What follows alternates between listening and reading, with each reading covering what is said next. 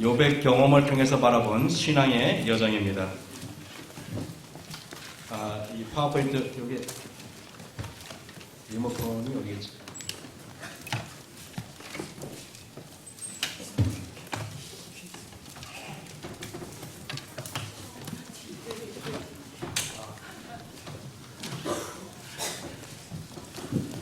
우리 42장 10절부터 우리 17절까지만 교독하겠습니다. 제가 먼저 낭독해 올리겠습니다.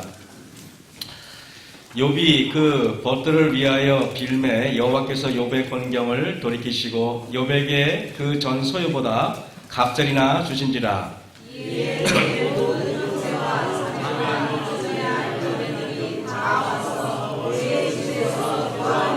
식물을 먹고 여호와께서 그에게 내리신 모든 재앙에 대하여 그를 위하여 슬퍼하고 위로하고 각각 금 한 조각과 금 한 씩 주었다. 여호와께서 욥의 모년의 복을 주사 처음 복보다 더하게 하시니 그가 양 1만 4천과 약대 6천과 소 1천 결의와 암나귀 1천을 두었고 그가 첫째 딸은 여미마라 이름하였고 둘째 딸은 그시아라 이름하였고 셋째 딸은 게렌 합복이라 이름하였으며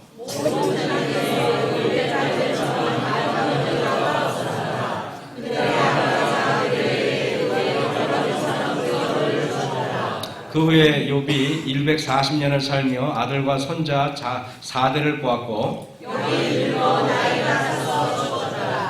네, 성도 여러분 안녕하십니까? 안녕하세요. 네, 아주 오늘 이렇게 또 우리 찬양대에 아까 강의를 듣고 찬양을 들으니까 좀 다르다는 생각이 들었습니다. 그죠? 음악에 대해서 이렇게 중요하다는 것을 처음 깨닫게 됩니다. 참 음악이 오늘 근데 제가 아쉬웠던 거는 우리 장모님의 강의가 청소년들이 들었어야 되는데 청소년들이 오늘 다 삼육학교로 빠지는 바람에 그걸 못 듣는 게 아까워서 다음에 한번 그 강의를 좀 아이들을 위해서 했으면 좋겠다 생각을 하게 됩니다.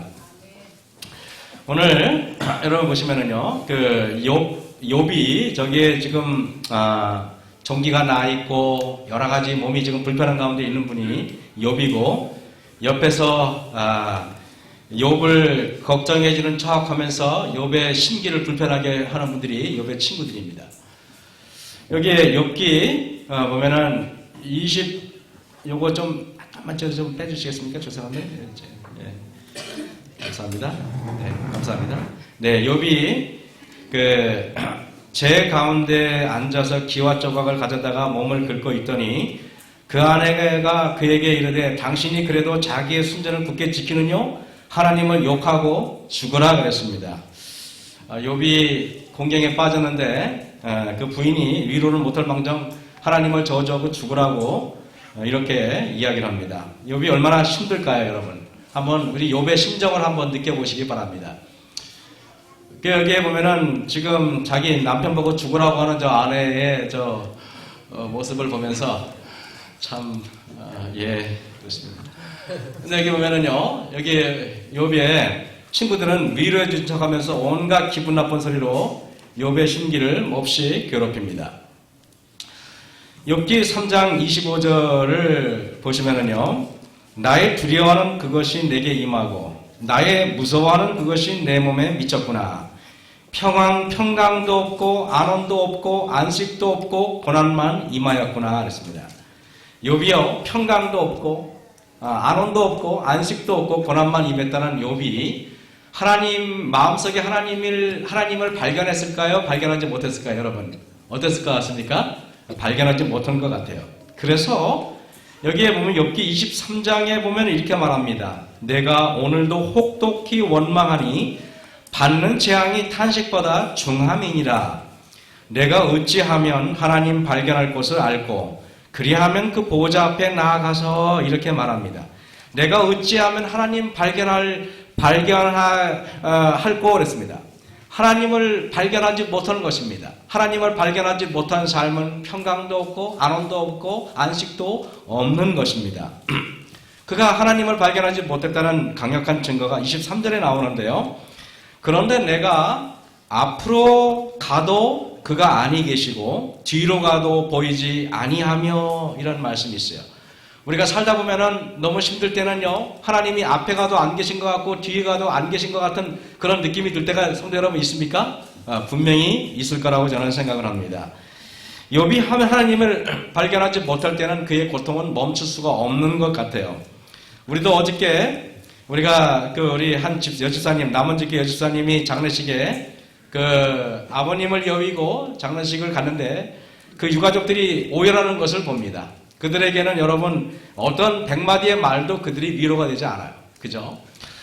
그들에게 유일하게 위로가 될 수 있는 것은 어차피는 그 마음속에 우리 하나님의 말씀밖에 없다고 저는 생각을 합니다. 여기 보면은요, 이게 보면은요, 욥이 하나님을 발견하지 못할 때는 아까 얘기했지만 그의 고통은 멈출 수가 없고 그의 불평과 불만은 사라질 수 없는 것이라고 저는 생각을 합니다. 여기에 보면은 우리가 누가 나오냐면은 엘리야가 나와요. 엘리야가 갈멜산 대결에서 바알과 아세라를 섬기는 자들을 상대로 그가 기도 대결을 벌입니다. 하늘에서 불이 내려오는 그가 하나님이라고 이렇게 합니다. 그래서 엘리야가 불이 내려와서 정말 엄청난 일을 벌입니다. 그리고 바알과 아세라 섬기는 자들을 다 처형합니다. 기송강가에서 처형하고 나서 이거 좀 보십시오. 엄청난 일이 벌어졌습니다. 여러분 하늘에 불이 내려와가지고 이런 일이 있을 때 과연 엘리야는 어떤 사람일까요? 그런데 엘리야가 그 이후에 이세벨이 자기를 죽이겠다고 말 한마디 하니까요. 여기 열왕기상 19장 3절에 말하기를 그가 이 형편을 보고 일어나 그 생명을 위하여 도망하여 유다에 속한 부엘스바에 이르러 조금 전까지만 해도 하늘에 불이 내려오는 걸 경험한 엘리야가 바로 이세벨의 그 말 한마디에 낙담해서 그가 도망가는 것을 보게 됩니다. 우리도 여러분 지난주까지 우리가 믿음에 충만한 사람으로 보이는 것처럼 보이다가 어느 날 갑자기 낙담하는 우리 성도들의 모습도 볼 수가 있는 것입니다. 여러분 예수님이 십자가에 이렇게 예수님이 바다 위를 이렇게 걸어올 때 베드로도 그 예수님이 보는 것을 감동을 받아가지고 자기도 걷게 해달라고 이야기합니다. 그래서 그 베드로가 여러분 진짜로 그 바다 위로 막 걸어가다가 나중에 보니까 자기가 엄청난 일을 하고 있거든요. 그래서 뒤를 보니까 제자들이 있는 겁니다. 자기가 순간 뽐내고 싶은 마음이 생겼어요. 그래가지고 시야에서 예수님을 놓치자마자 그는 바다에 빠져듭니다.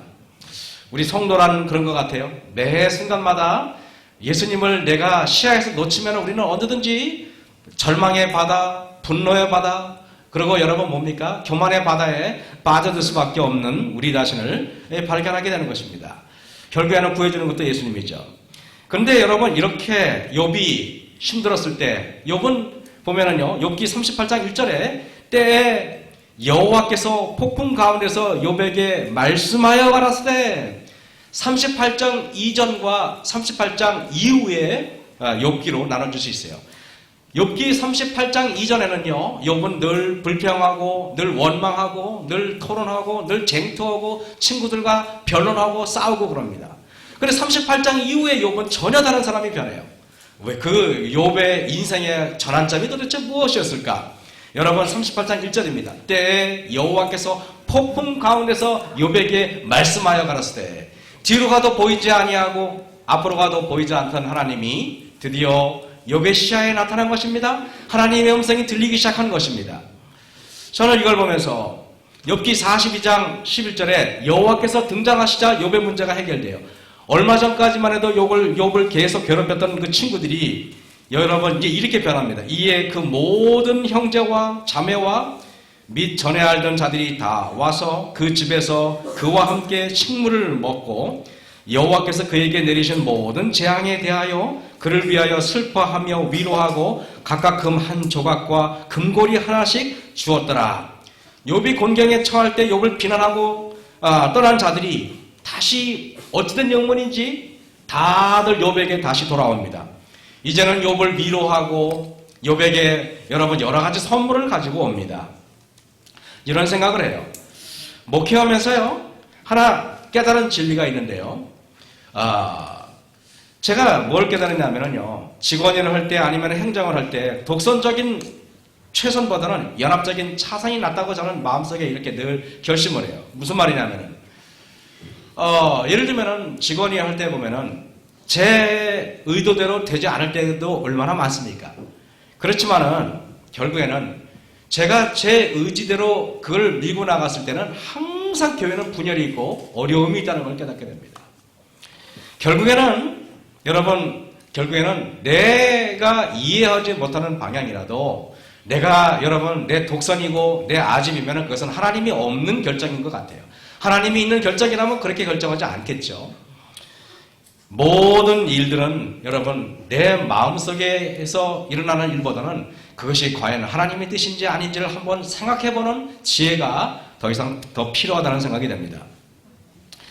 여기 보면은요, 욥의 신앙은요, 두 번째는 중요한 게 있는데 듣는 신앙에서 보는 신앙으로의 전환이 되었다는 것입니다. 듣는 신앙에서 보는 신앙으로, 보는 신앙은 체험적인 신앙입니다. 조금 더 제가 매일 설명할게요. 욥기 42장 5절에 이런 말씀이 있어요. 욥기 42장 5절에 내가 주께 대하여 귀로 듣기만 하였었더니 이제는 눈으로 주를 배웠나이다. 어쩌면은 욥의 신앙은요, 듣기만 하는 신앙에서 이제는 볼 수 있는 신앙으로 전환되었다는 것입니다.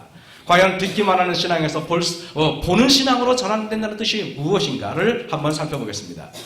여러분, 우리가 물이 끓는 에너지로 기관을 구동시키는데 옛날에 기관차는요, 석탄을 떼고 장작을 떼요. 그러면은 물을 끓여가지고 끓는 물로 수증기를 이용해가지고 그 압력으로 우리가 보통 밥을 할 때 압력밥솥에 이렇게 물을 끓이면은 막 그냥 뭡니까? 그냥 나중에 칙칙칙 돌아가지 않습니까? 그 구멍이 만약에 없다면 어떻게 될지 아십니까? 만약에 이게 압력밥솥에 조그만한 구멍도 없이 계속 불을 떼면은 여러분 어떻게 될까요? 터져버립니다. 그 쇠라도 터져버립니다, 여러분. 그것이 강철이 터져버려요. 그거 대단한 겁니다. 저는 이런 생각이 들어요. 재림교인들에게 있어서 우리는 어떤 것일까? 옛날에 기차는 전기기관으로 석탄이나 나무를 떼서 물을 끓입니다. 이 물이 끓는 에너지로 기관을 구동시키는데 우리 성도들이 교회에 나오는데 우리 성도님들이 열정이 있어요. 그 열정을 가지고 뭔가 이렇게 압력밥솥에 이렇게 그 구멍이 뭔가 그 탈출구가 있어야 되듯이 그 열정을 소화할 수 있는 교회에 있어야 돼요. 그것이 뭐냐면 바로 우리가 이룰 수 있는 여러 가지 일터를 만들어줘야 돼요. 그것이 바로 우리 교회 소그룹이니 또 우리 성경 공부니 여러 가지 활동을 교회에서 만들어주고 조직해주고 취미반이니 여러 가지를 만들어줘야 됩니다. 그리고 성도들이 여러 사역할 수 있는 길을 만들어줘야 돼. 그 열정을 가지고 이용할 수 있게 만들어야 돼. 어떻게 보면은요, 우리가 많은 성도들이 교회에 나오지만은요, 그러나 하나님께서 쓸 수 있는 백성들은 열정이 부글부글 끓는 성도들이 있어야 돼요. 다시 말하면은요, 태평양에 물이 한가득 있지만은 그 태평양에 물이 한가득 있어도 아무것도 못하지만은 여러분 한 바가지에 물이 있어도 그것이 끓기만 한다면은 에너지가 생기는 거예요. 우리 성도들이 아무리 많아도 성도들이 태평양처럼 그냥 차갑게 잔잔하게 있으면 아무것도 없는데 뭔가 끓는 열정이 있다면은 이 교회는 무언가 에너지를 가지고 일할 수 있다는 것입니다. 엘리사의 사환 게하시는요, 엘리사에게 늘 영적인 설교를 많이 들었던 사람이에요. 여러분 생각해 보세요. 게하시는 엘리사의 설교를 몇 번이나 들었을까요? 얼마나 많이 들었겠습니까? 그래서 하지만 그런 늘 설교를 듣는 신앙에서 체험적인 신앙으로의 전환이 전혀 안 된 사람이었습니다. 네, 듣는 신앙에서 체험적인 신앙으로 바뀌지 않으면 우리가 여기 앉아 있어서 늘 매주에 설교를 듣습니다. 설교를 듣지만 듣는 설교에서 내가 체험적인 신앙으로 전환이 되지 않는다면 마냥 똑같은 것입니다. 사단이 회의를 했대요. 그래서 지금 회의를 했는데 뭐라고 얘기를 하냐면은 성도들이 설교를 얼마든지 듣는 건 괜찮다. 그러나 그걸 행동으로 옮기는 것은 절대 못하게 한다는 것입니다.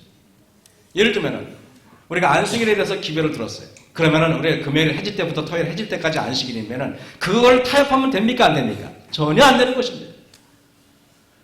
들었으면은 우리가 금요일 날부터 해질 때부터 토요일 해질 때까지 그 말씀을 지키려고 노력해야 돼요. 저는요, 우리 성도들이 결혼식 있다고 빠지고 뭐 있다고 빠지는 거 저는 이해가 안 돼요. 세상에 목숨을 버려서라도 하나님의 가치를 지켜야 된다고 저는 생각을 합니다. 여러분 우리가 보면은 보세요. 왕이 이에 말과 병거와 많은 군사를 보내매 저희가 밤에 가서 그 성을 에워쌌더라 그랬습니다. 하나님의 사람의 수종된 자가 일찍이 일어나서 나가보니 군사와 말과 병거가 성을 에워쌌는지라. 그 사환이 엘리사에게 고하되 내 주여 우리가 어찌하리까 대답하되 두려워하지 말라. 우리와 함께한 자가 저와 함께한 자보다 많으니라 그랬습니다. 엘리사는 하늘 군대가 내려오는 것이 눈에 보이는데 게하시는요 하늘 군대가 내려오는 것이 눈에 보이지 않는 것입니다. 듣는 신앙에서 멈췄기 때문에 그런 것입니다. 게하시의 영성으로는 아람 군대의 위협만 보이지 도우심을 가지고 온 예수님이 보이지 않는 것입니다. 이것이 바로 듣는 신앙에 머무르는 신앙이에요. 늘 설교는 듣기만 듣는데 아무런 감동도 아무런 변화도 일어나지 않는 신앙은 여러분 게하시 신앙입니다. 여러분 우리가 욥이라는 사람을 잘 알죠? 요셉이라는 사람을 잘 알죠? 요셉이 어떤 사람입니까? 형들이 요셉을 노예로 팔아버렸습니다. 형들이 요셉을 노예로 팔아버렸는데 요셉은 절대 절망하지 않았습니다. 왜 그런지 아십니까? 나중에 형들이 여기 아까도 사진 보았지만은 나중에 보면은 형들이 자기가 버리고 자기가 팔아버린 동생이라는 것을 깨닫게 됩니다. 자기가 버린 동생이 애굽의 국무총리가 됐어요. 형들이 두려워합니다. 자기들이 버린 동생이기 때문에 동생이 혹시나 보복하지는 않을까. 그랬을 때 그 동생이 형들한테 이런 얘기를 합니다. 당신들이 나를 이곳에 팔았으므로 근심하지 마소서, 한탄하지 마소서. 하나님이 생명을 구원하시려고 나를 당신들 앞서 보내셨나이다. 이 땅에 2년 동안 흉년이 들었으나 아직 5년은 기경도 못하고 추수도 못할지라. 하나님이 큰 구원으로 당신들의 생명을 보전하고 당신들의 후손을 세상에 두시려고 나를 당신들 앞서 보내셨나니 그런즉 나를 이리로 보낸 자는 당신이 아니오 하나님이시라. 성도 여러분, 형들이 보지 못하는 것이 요셉의 눈에는 보이는 겁니다. 이거를 하나님의 섭리의 사건이라 그래요. 하나님이 형들이 보지 못하는 거잖아요. 우리는 세상에 일어나는 일들을 사람들이 9시 KBS 뉴스에 나와 있는 것들을 보면서 뉴스에 나와 있는 것들만 보이는 사람들은요, 그 너머에 있는 것들을 보지 못하는 경우가 많아요. 비밀을 알아셔야 되는 것입니다. 앞으로 일요일 시험령이 닥치고 앞으로 예언의 신과 성경에서 예언된 여러 사건들이 일어날 것입니다. 여러분, 이런 예언된 사건들이 일어날 때 이제 그 사건들이 막 지금 일어납니다. 저는 요즘에 뉴스를 보면서 두려움을 느껴요. 앞으로 엄청난 경제공황이 닥쳐올 것입니다. 하나님께서 우리에게 시골 생활의 중요성을 말했고 시골에다가 땅을 사놓으라고 얘기했습니다. 그런 이야기들이 우리에게는 강단에서 무시되고 그 이야기들이 우리에게 간과됐어요. 그러나 조만간 여러분 우리가 시골에 땅을 안 산 것이 얼마나 대단한 후회인가를 아마 깨닫게 될 것입니다. 이제 우리에게 이게 왜 안 되나?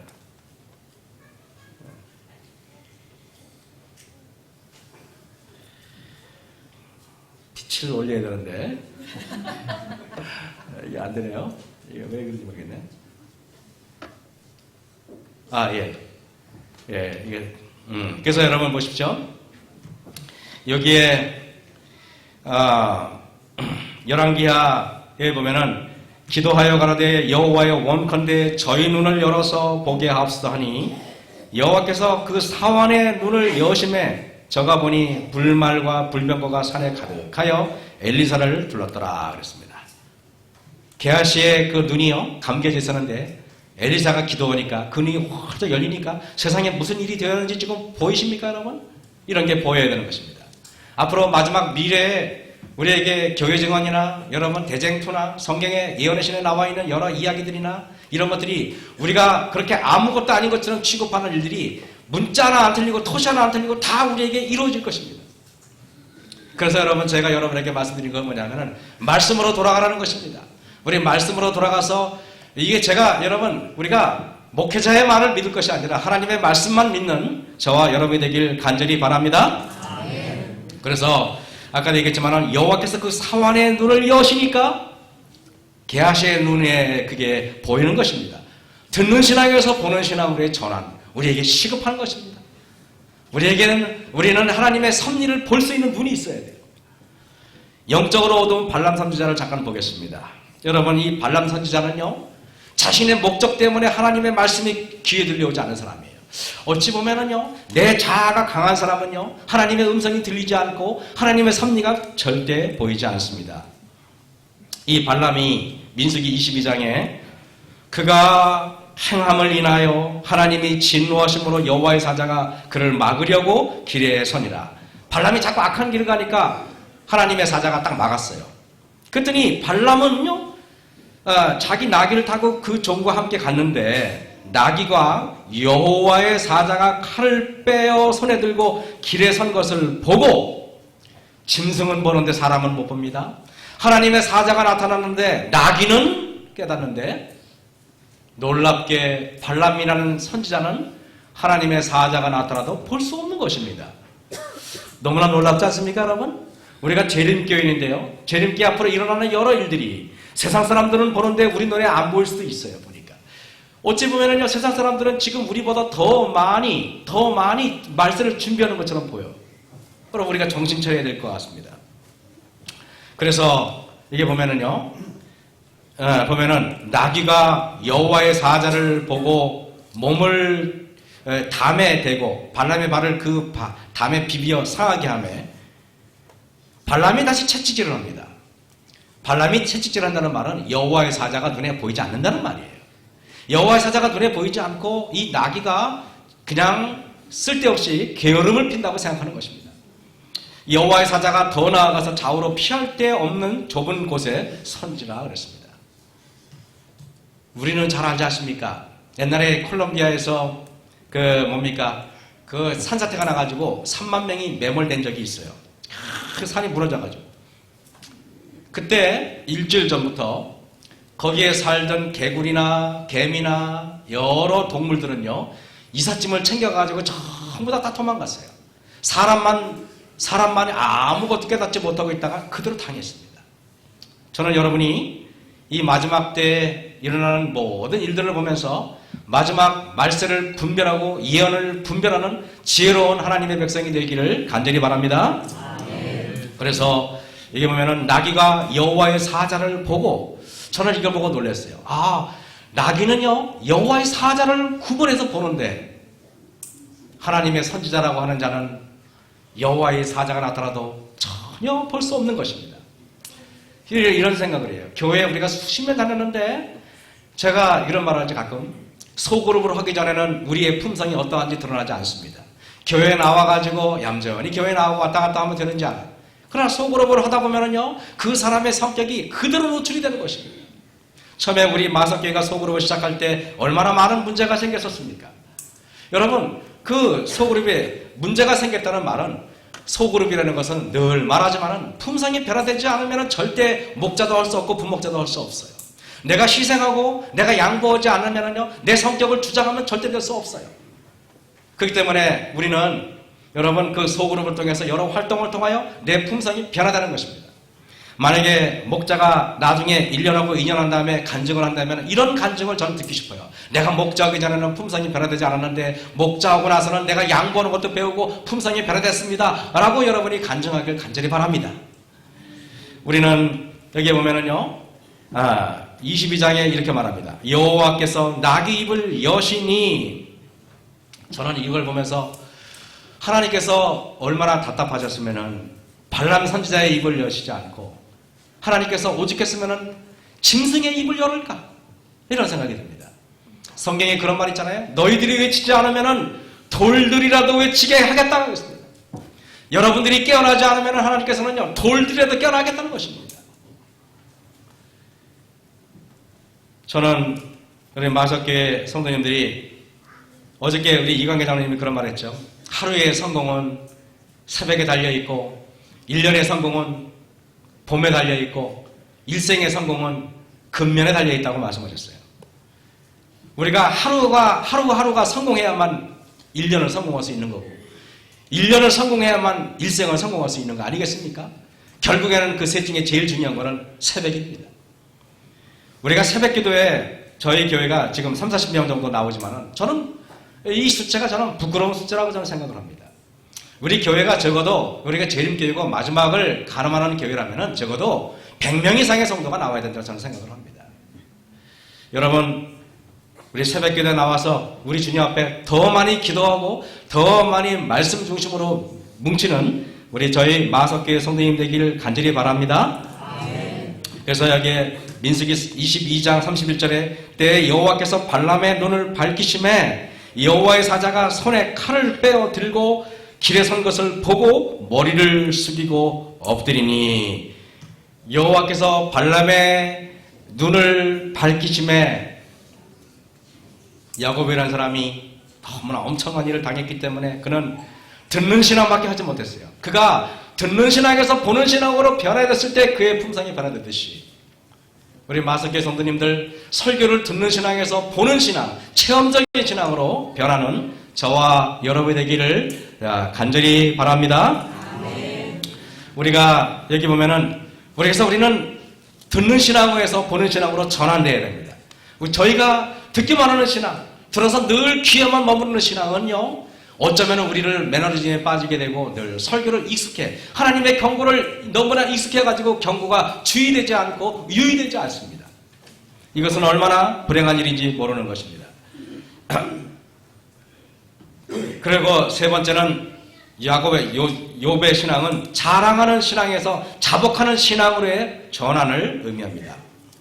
민수기 42장 6절에 욥이 이런 말합니다. 그러므로 내가 스스로 한하고 뉘우치고란 말입니다. 한하고 티끌과 제 가운데서 회개하나이다. 여러분, 욥이라는 사람이요, 처음에는 예수님을 만나고 하나님을 만나기 전에는 자랑하는 신앙이었습니다. 욥의 신앙은 자랑하는 신앙에서 자복하는 신앙으로 발전해 나간다는 사실을 깨닫게 됩니다.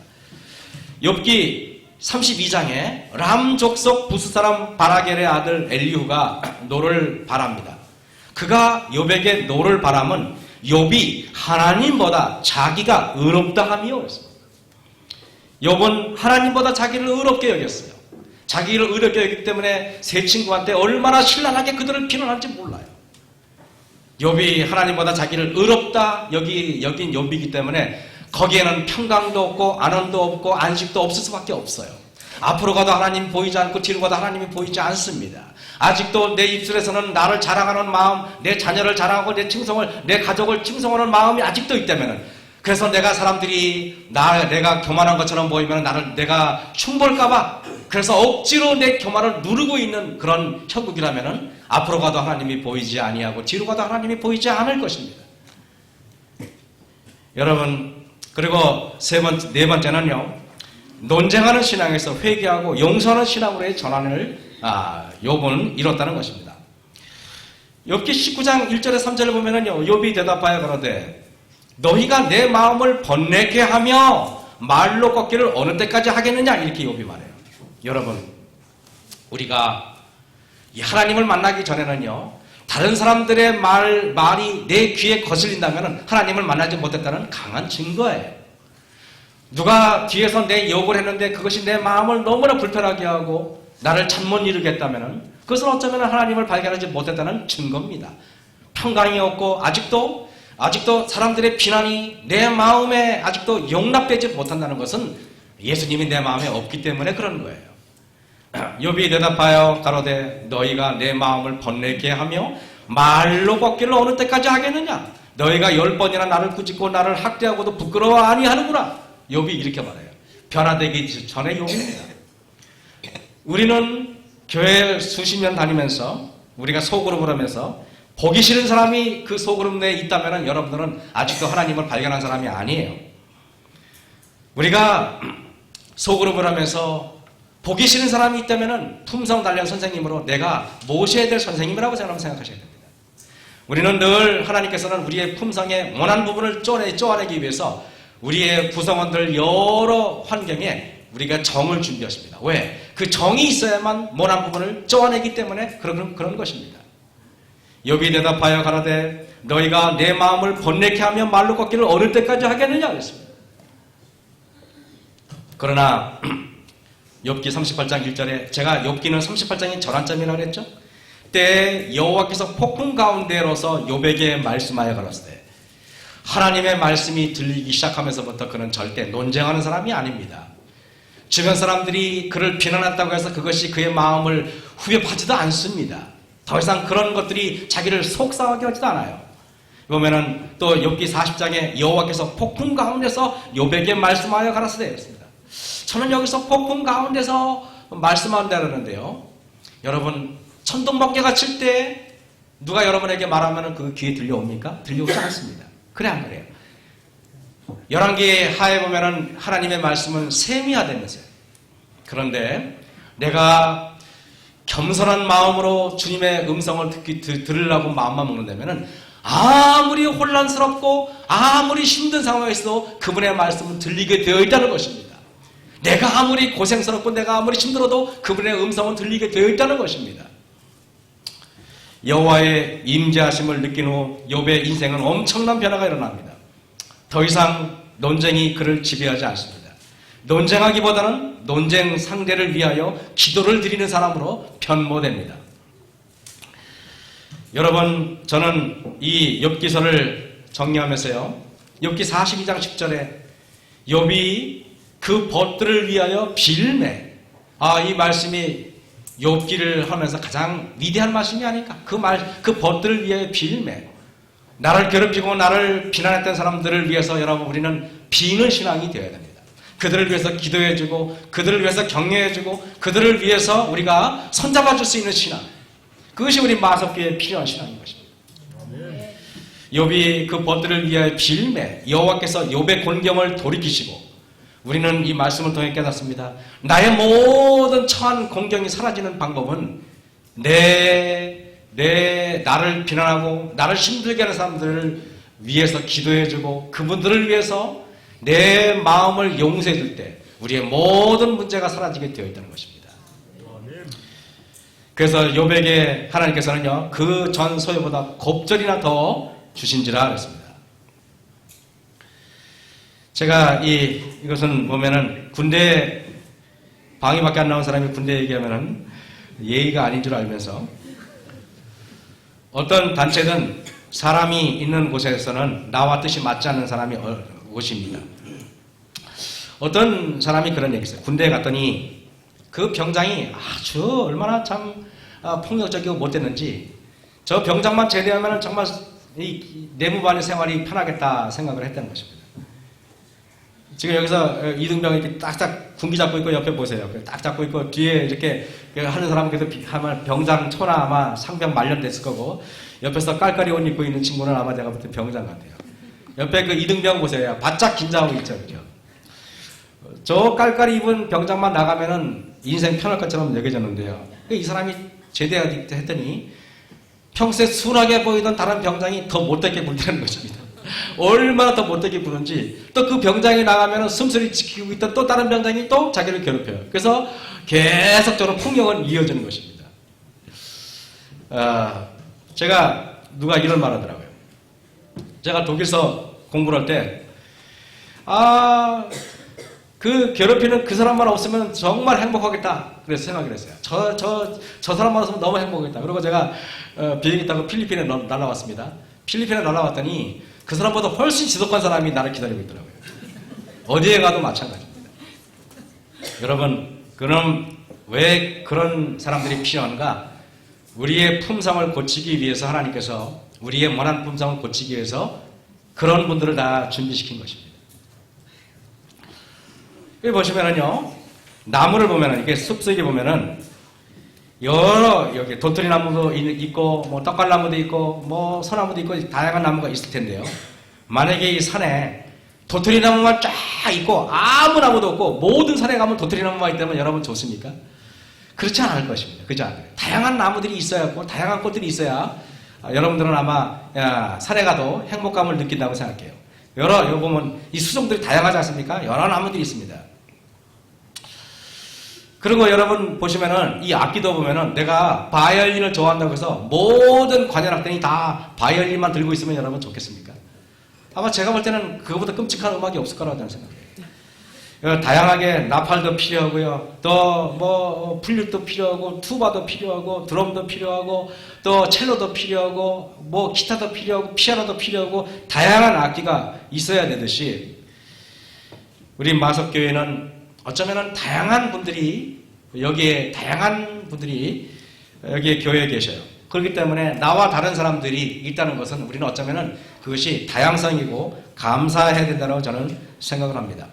만약에 우리 마석교회 경배와 찬양팀이 안식일학교 시간에 이렇게 8명 혹시 10명이 노래를 부르지 않습니까? 부르는데 서로가 서로의 목소리를 조화를 이루어내는 할머니가 얼마나 절묘합니까? 근데 만약에 우리가 4명이 노래를 불러요. 4명이 노래를 부르는데 내 목소리는 유난히 커요. 그러면은 내 목소리만 크게 부르고 다른 사람의 목소리가 어떻든 나만 크게 부르면 여러분 어떻게 될까요? 그러면 그 음악이 아름다울 거예요? 아니면은 같은 음을 맞춰서 부르는 게 아름다울 거예요? 그럼 어떻게 생각하십니까? 음을 맞춰서 부르는 게 아름다울 것입니다. 마찬가지로 악기가 제각각 있지만은 각기 있지만은 그러나 제각각 여러분 소리가 있지만은 그 소리가 이렇게 하모니처럼 이렇게 이루어져야 되는 것입니다. 마찬가지로 교회 생활할 때 우리는 다양한 생각과 다양한 뜻을 가지고 이곳에 모여 있지만은 그러나 저는 그 생각들이 서로 조화를 이루기 위해서 때로는 내 목소리가 크면은 낮춰야 되고 내 목소리가 작으면 좀 높여야 되고 서로가 관현악단처럼 우리가 음악을 맞춰야 되는 것입니다. 그렇기 때문에 어쩌면은 우리가 예수님은 우리 총지휘자시고 저는 그 지휘자의 대리라고 생각하는데요. 어쩌면은 제가 교회를 운영할 때 목소리가 큰 사람들은 좀 낮출 필요가 있고 목소리가 작은 사람은 높여가지고 다양한 하모니를 이룰 수 있도록 만드는 것이 그것이 담임 목사의 역할이라고 저는 생각을 합니다. 제가 이걸 보면서 남원집교회 이건 남원집교회는 아니지만은요 교회 뒤에 이렇게 보면은 이렇게 교회 앞에 보면 산이 이렇게 야산이 있어요. 나주마을가 산이 있었는데 거기에 그 산 이렇게 중간에 보면은 이렇게 우리 개척대에서 텃밭을 만들었어요. 저도 그렇게 밭을 이렇게 일구어가지고 거기다 뭐 오이도 심고 호박도 심고 다양하게 심었습니다. 근데 이게 산이라 그런지 땅이 안 좋아서 그런지 잘 안 되는 것입니다. 자양분이 부족한 것 같아요. 그래가 제가 그 남원주교회는요 음식물 쓰레기를 우리처럼 봉다리에 버릴 필요가 없어요. 그냥 구덩이 산에다가 대게 파가지고 그 안에 그냥 갖다 버리면 되는 거야. 그냥 다 버리고 딱 묻어버리면 됩니다. 그래가지고 이제 이렇게 오래된 그 구덩이에 가보니까 거름이 한 1년 동안 써보니까 거름이 기가 막히게 된 것입니다. 그거를 갖다가 구덩이에다가 이렇게 누니까 그다음부터는 이게 시들시들했던 것들이 얼마나 아주 탐스럽게 잘 자라는지 모르는 것입니다. 그래가지고 제가 그런 생각을 했어요. 우리가 여러분 토마토를 딱 했을 때 토마토를 심을 때 옆에다가 구덩이에다가 각종 뭐 음식물 썩은 것들 뭐 개가 똥 싼 것들 다 고양이 똥 싼 것들 다 묻어놓으면은 나중에 그것이 다 거름이 됩니까 안 됩니까? 거름이 다 되잖아요. 거름이 되면 이거 잘 자라듯이 여러분 어쩌면은 우리 주변에 일어나는 여러 안 읽고 더럽고 치사하고 또 속상하고 신경질 나는 것들을 거름으로 삼으시기 바랍니다. 그거를 거름으로 삼아서 여러분의 품성이 열매를 맺는데 거름으로 사용한다면 놀라운 일이 일어날 것입니다. 여러분 제가 여러분에게 이런 말씀 드리고 싶어요. 누에가 비단을 먹고 비단실을 뿜어내는 것이 아니라는 사실입니다. 누에가요 뽕잎을 먹었는데 비단을 그죠? 뽕잎을 먹었는데 이렇게 비단을 뿜어냅니다. 명주실을 뿜어냅니다. 저는 이런 생각이 들었어요. 사람이요 이렇게 꿀벌이 꽃에 왔다 갔다 하고 물을 먹으면은 꿀이 돼서 나오는데요. 뱀이 물을 먹으면 독이 돼서 나와요. 이 이야기는 우리가 하나님의 말씀을 듣는데 어떤 사람은 누에처럼 비단실을 뿜어내는 사람이 있고 어떤 사람은 벌처럼 꿀을 내는 사람이 있고 근데 어떤 사람은요 마음이 이게 돼가지고 이 맹독을 뿜어내는 사람이 있어요. 하나님의 은혜는 똑같은데 그거를 섭취하고 나서 뿜어내는 건 제각각 그 사람의 그 종류에 따라 다를 수도 있다는 것입니다. 우리가 고난의 뽕잎을 먹더라도 우리가 축복으로 만들 수 있는 것은 우리가 하나님의 말씀의 진리를 섭취하고 나서의 우리의 태도라고 저는 생각을 합니다.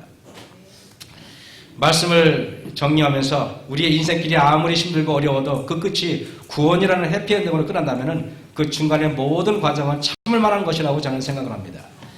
십자가에서 예수님께서 여러분의 구원을 이루셨습니다. 이제 여러분은 저와 같이 그 십자가의 길을 따르며 우리도 그 구원을 이루어 나가야 돼요. 많은 계획에 도모하는 매 순간마다의 계획의 실천이 더 중요합니다. 듣는 신앙에서 체험적인 신앙으로 거듭나고 또 여러분 토의하는 신앙에서 양보하는 신앙으로 전환하는 저와 여러분이 되기를 간절히 바랍니다. 제가 여러분에게 이 꽃을 보여준 것은 천연계 속에서 제가 이 사진을 이렇게 한번 이렇게 뽑아왔어요. 얼마나 이 하나님께서 이 들풀을 키우시는데 얼마나 아름다운지 몰라요. 이걸 보면서 여러분 이게 꽃들 보세요. 제가 오늘 이렇게 보면서 우리 하나님께서는 이걸 일부러 디자인해도 이렇게 아름답게 디자인할 수가 있을까 이런 생각이 들어요.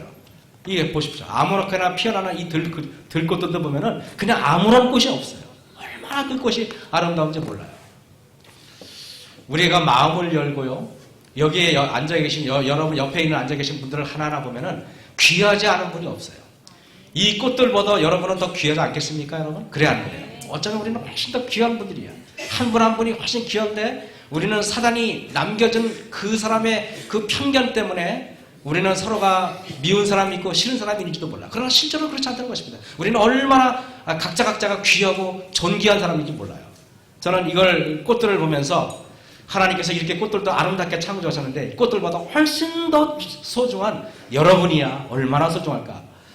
그래서 여러분 모두가 다 서로가 서로를 소중히 여기는 그런 욥의 개심처럼 우리도 그런 이 마음의 변화가 일어나기 바라면서 말씀을 마치겠습니다.